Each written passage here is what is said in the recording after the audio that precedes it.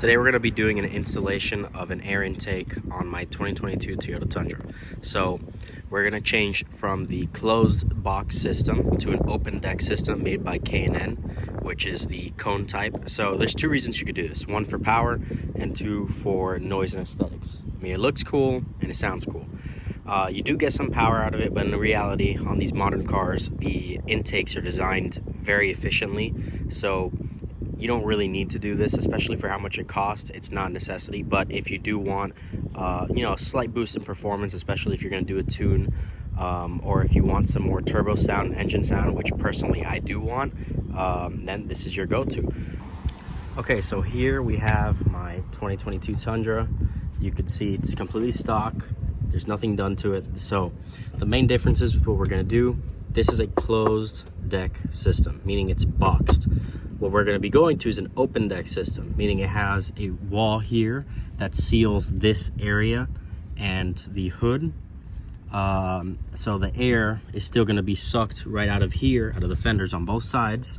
So it's a cold air intake. Now, if you were to install the same type of intake, which is a cone intake, which I'll show you soon, and you didn't put that, you'd just be sucking in not only this air that's right here, which is cold air, but you'd also be sucking in the hot air, probably more hot air than cold air. So I'll answer some questions right now. This is a 22, so yes, this truck has a recall. Yes, this truck is gonna have the engine changed. I have not had any issues with this truck. I've put 17,000 miles on this truck and I've had no issues, knock on wood, but I'm still gonna have the engine changed anyways. So in terms of sound, why are you gonna change this air intake? So it's two reasons: power and aesthetics, meaning noise looks cool and I want to make more power. Me personally, I don't want to make power. I feel that this truck is very powerful compared to my last truck, which was a 2012 4.0. I'm very happy with this truck. I think it's got plenty of speed. It can tow plenty. It gets the job done for me and I'm able to enjoy it. I'm able to drive it. So I'm just trying to modify it so that I can enjoy it more. So our kit is going to be put in here and it's going to be louder. The main thing is, to be honest, you're going to hear more intake noise, a lot more turbo noise. I know that there's no existing videos that I could find. There's not many videos. I believe there's some, but I haven't seen much on the K&N systems for this truck. I've seen more of the competitors like AFE, but I'm going to tell you why, for me, the AFE is not a good option. So stock systems in modern turbocharged vehicles are very efficient. They're built to be efficient because the turbos need a lot of air to make a lot of power, and you want them to have plenty of airflow. That's kind of why they built this engine in such a peculiar fashion compared to past Toyota trucks. So this system is very quiet. The whole truck was built to be quiet. You have 4 cats, you have a big muffler, a humongous, actually, it's a huge muffler. You have a resonator at the end. That's for most of the trucks, unless you have a TRD Pro, I believe. I got rid of a lot of the mufflers on my truck and I changed them out for aftermarket, but I'm very specific with my stuff, so I did a lot of research to do that. I love how the exhaust sounds. I don't think I'm gonna mess with that anymore. But now I'm doing the intake because the turbo sound is just non-existent. You know, for me, if I have a twin turbo vehicle, I want to hear the turbos. So here we have my kit. As far as I know, there's 2 main kits from K&N. There's this kit, which is chrome, and there is a matte black powder coated kit. Me personally, with my experience on anything in an engine bay, I'm always going to take aluminum, billet, anything that's metal and polished, because it's much easier to keep this clean. And as long as you don't let it get really dirty and oxidized, it's really not that much of a pain. But even if you get it to that point, all you have to do is get some hand polish. I like to use Mother's Chrome polish, and you polish it by hand and usually cleans it up really nice. But powder coating, once the powder coating is ruined, it's ruined. There's no fixing it. You got to take it out, get it repainted, and you got to be careful what soap you use, what type of cleaners you use. If you use a degreaser, man, even if you get it wet while it's hot, all of those things can mess it up. So personally, this is my go-to. It's very simple. I have the parts in here. There's a couple components. You can see kind of the assembly right here. So this is the aluminum sheet that's going to keep that heat out. And you see all the couplers. This is the tube that we have in our hand, and the couplers. And you have the cone intake, which I'll show you right now. It goes right at the end. The cone is going to go right here, right after those couplers. So there's 2 cones. This is one of them. You can see right here. It's a K&N cone intake. So This is going to be a lot noisier in terms of turbo noise and engine noise. It's just the way it's designed. That's what it's supposed to do. And I personally like it. I like to hear that. There's other versions where there's a hole here, which also contributes. But honestly, I mean, the biggest difference you're going to hear in noise on this truck for your intake system is this kit right here. I've done a lot of research. I've looked at a lot of competitors. There's a reason I got this kit, you know, and I'm a big fan of the turbo noise, engine noise, all that stuff. So if you're looking for engine noise, you're looking to open up your engine and hear what it sounds like, this is your go-to. And we're going to show you the before and after so you can see, you know, maybe on your own, compare it to other brands, and you'll see which one is louder. So here is everything. My personal opinion, I know some people might be scared to do this stuff, but honestly, this is like the easiest stuff that you can do mechanically on your car in terms of installation.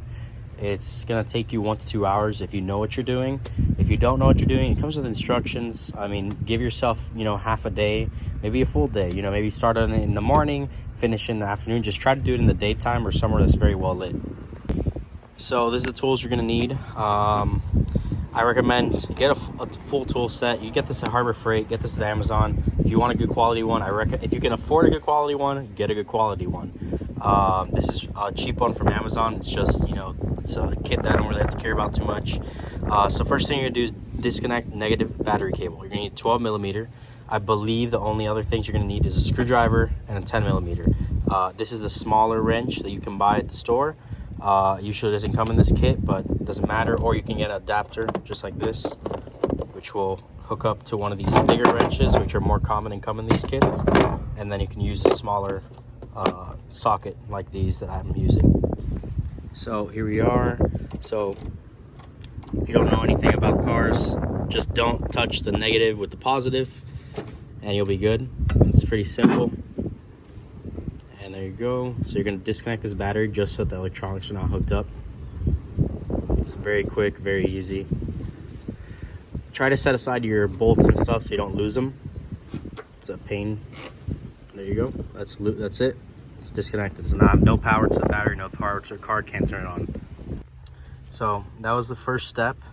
Now it says disconnect the passenger and driver side mass airflow sensor electrical connection. Unhook the harness clips.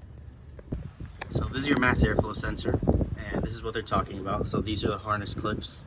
I don't really know how to take this off, but I'm gonna mess around with it. Again, don't do this like this, you know, learn how to do it. But I have some experience with this stuff, so usually when I mess around with it, I figure it out. So I'm gonna figure it out and I will get back to you. So for this one, I actually stuck a screwdriver right there, small, like, you know, for glasses, and that released the pressure, didn't break the clip, very easy. For the second part, it's your harness clip, very easy, popped open, very little pressure, nothing's broken, good to go. This is gonna come out and go onto your new system, this right here. It's just screwdriver right here and here, and it'll go into the other one. Just make sure you don't switch them, you know, the opposite side. I'm not sure that matters, I just put it in how it came out. Okay, so now we're gonna go to the next page. Oh boy, it's a lot of instructions. But here you go. So continued, it's gonna open up the air intake system. Okay, let's do that next. So what I'm doing next, I am gonna get this out of the way. So this wire is loose. I'm just gonna disconnect this bolt. This sleeve comes off. This whole assembly comes off as one piece, put it at the back of the truck, and I'm gonna work from there. All you have to do is loosen this. You don't have to loosen it all the way, just loosen it until it's loose like that. And you just pull on it and it will come off. Oh, there you go. It's just hard to do, it's difficult to do with one hand. Let's see. Oh, there you go, it's coming off. There you go, completely off. I'm gonna remove this. Okay, so I read the instructions, a bit confusing, just because I'm not used to working on turbo vehicles. So what we're gonna be removing is this component, and there's one on each side. So you have to disconnect this tube right here, which you get some pliers. Oh, actually, I can do it with my finger kinda, but I'm gonna do it with pliers anyways. But you just pinch this together, and you slide it back on here, so you can pull this off. Try not to break it. And then from what I understand, this bolt you're gonna loosen. right down here and take this off. And that's about it, and we'll go to the next step. So right here you can see flathead screwdriver, getting it in that boot. Just to be careful not to tear it. Personal recommendation, spray some oil on there. Comes off much easier. I use the penetrating oil WD-40. Don't use a lot, little goes a long way. So just so you're aware, there's one more bolt. I'm gonna point it out. It's on both sides. You're gonna do this the same on the other side. It's the same, just mirrored. So right here, I don't know if you can see my finger, right there, there's one more bolt. You take that bolt out, 10 millimeter, this will come out. You're gonna remove that. After removing that bolt, it's out. There you go. That hose you remove is a PCV hose. It's for the fumes, runs back into the intake system. So now we're gonna move on to the next step. So on the driver's side, we're actually taking a back step because I gave you guys information that was a little bit obscured. So on this side, you can see right here, this is an 8 millimeter bolt. So to remove this one, you're gonna need an 8 millimeter socket instead of a 10 millimeter. Not sure why it's different, but it is. So the air box that goes right here, you just pull it off. It goes on top of this piece of rubber. Comes off pretty little force. So you're gonna take off these 3 bolts. That's the next part in the instructions.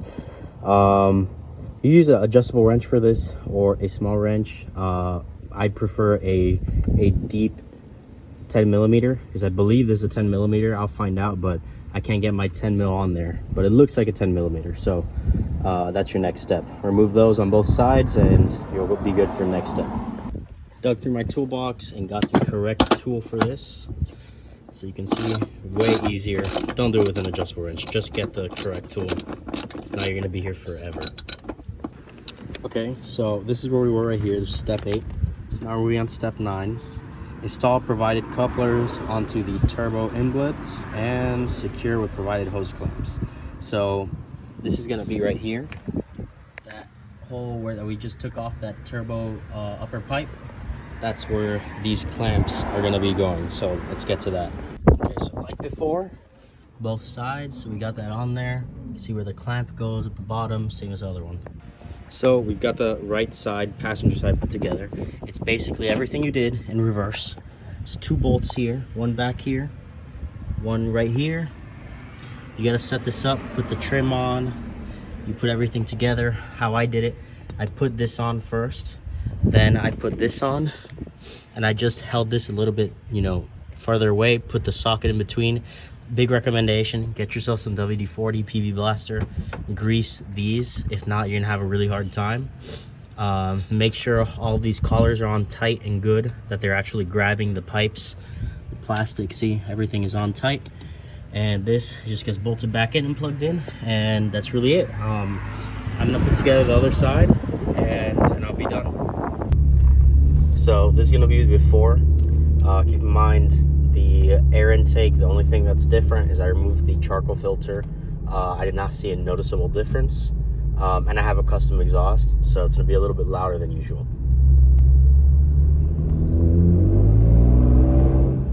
You can see you can hear it, but it's pretty quiet. Honestly, most of the time I don't hear it at all. When you're driving normally, even when you're driving normally or when you're really on the gas and you're in boost, it's extremely quiet. It's probably one of the quietest turbocharged vehicles I've ever driven in. Let me lower the window a little bit so you hear it.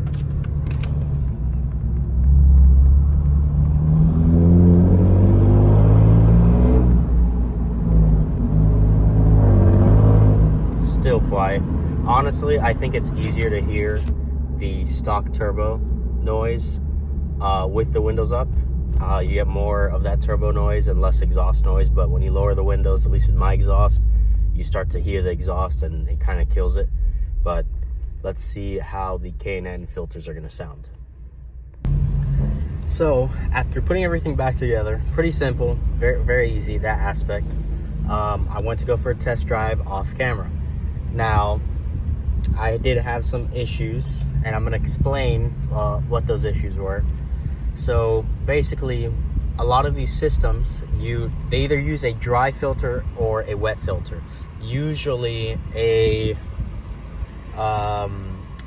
reusable filter is wet, Although I believe that there are some that are not wet. The difference is that you have to oil a wet filter, and a dry filter is simply a dry filter. The K&N filter is a wet filter, meaning it comes oiled. Now, I did notice when I was assembling it, there was a lot of oil on my filter. It was very, very wet, but I didn't think much of it. Although I have some experience with this stuff, I usually don't think that deep into it until I have an issue. So when I started up the truck, it idled for a while, high idle, and then it got down, warmed up. I got out of port injection back into direct injection mode, and the truck stalled on me. It died, and I was like, okay, that's weird. You know, I started it back up, I revved it up, and then it kept on happening. I was like, okay, let me take it for a drive. Let me like get the RPMs up, and maybe it'll work then. No, it did not work. It kept on stalling on me. So basically, what I ended up doing is I ended up doing some research online. Although just to confirm my fears. What it ended up being is that the MAF sensor, the mass airflow sensor, was dirty. It must have gotten oil on it, whether it was when I was installing it or it was just that the filters were so full of oil that it sucked all the oil all over the sensors. So I limped it over to the local parts store, and I bought a can of mass airflow sensor cleaner, and I sprayed them really good. And I have not had the issue again. Knock on wood. I'm driving it, and I do not have any issues. It's driving fine. I'll tell you one thing. It sounds really cool. It gave me a little bit of a heart attack, honestly, but I think that I am in the clear. So I'm gonna drive it around so you guys can take a look. It sounds great. It sounds much better. The turbos are super loud. Super loud now. I mean, it's awesome. But it was a little bit of a scare. So if you do this system and you do stall, you know, don't get too scared. It's the oil filter.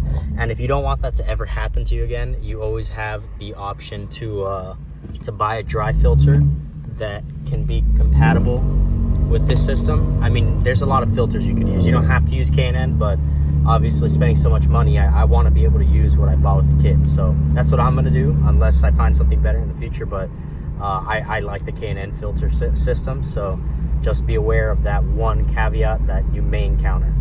So I'm going to keep on driving it around. You guys can take a listen.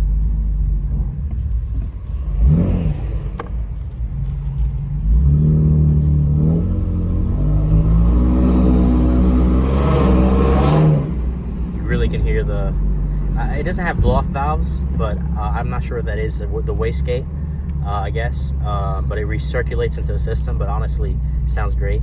Now, one thing, you won't hear I believe you won't hear the turbo sounds when the truck is in park, because it simply just doesn't build boost when it's in park, so turbos aren't really doing anything at that point. It's only when you're driving, and I know there's probably some type of system controlling it based on the RPM and the gear that you're in, which is why in like first or second gear you really won't hear that much boost. But when your truck is driving around automatic and you're like in fourth or fifth gear, you can do this and you hear it. But normally you can't do that if you're in first or second. Sometimes third you can hear it, but that's probably just how the truck is tuned to drive, which is not your typical system that you expect in a turbo vehicle. It's awesome. Sounds really good.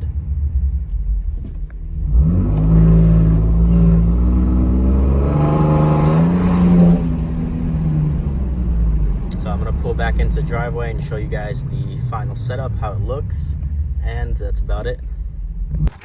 Just so you guys can see what K&N has for power changes, you can see here's the information. This comes with the kit.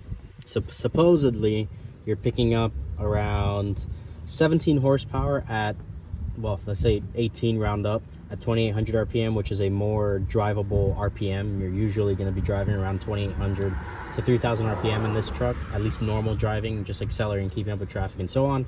And at high RPM, so I guess doing a hard pull, trying to accelerate purposely, it's 18.4 horsepower at 5200 RPM, which is towards red line. So that's the testing that they have on this kit.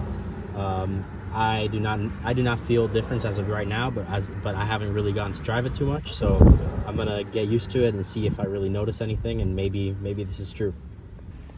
So here we are, and this is the final setup. So you can see everything is buttoned up. It's very clean. I think it's less bulky. Well, you know what? It's just as bulky as stock, honestly. But I think it looks very clean. So you can see this. This closes up against the hood to keep the hot air from coming in. And you have to make sure when you put this trim on here, that's kind of what keeps the air gaps closed. Any surface, basically, you have to wrap it around yourself and cut it. I didn't really struggle with it too much. It just took some time, and I got it done. It's not really an issue, but it took a little bit of time. It took like 35, 40 minutes. But here you can see some of the oil all over the place. But this is pretty dry now. I think I got it through the system already. Could have burned off too, but yep, that's about it. So my personal review, maybe I'll do a follow-up review in the future. I'm going to do some trips with it. Actually, we are going to be doing a trip from South Florida to Orlando, which is about, I don't know, it's a 4 or 5 hour drive. So I'll do that drive. I'll see if I notice a difference, if I get any codes, anything like that. But it should be pretty trouble-free, straightforward. Other than that one issue I had, which now you guys know through me, it's a pretty simple issue to fix. That's about it. So hopefully we get some new mods for this truck later in the future. Some more companies are developing mods, but at least we have a cool intake system, and I'm happy with it. So what you do on yours is up to you.